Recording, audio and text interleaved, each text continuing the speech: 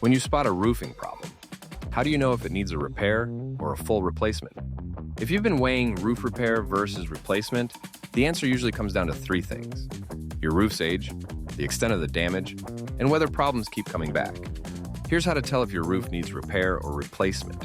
First, consider the age of your roof.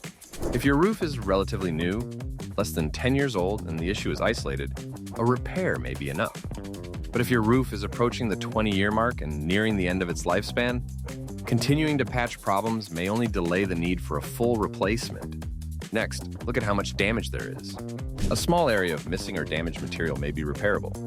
But if the damage is widespread, or if there are signs of leaks, sagging, or deeper structural issues, it may be time to think beyond a simple fix.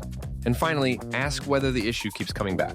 If you've already repaired the same area more than once, or if leaks and damage continue to show up, replacement may be the smarter long-term solution.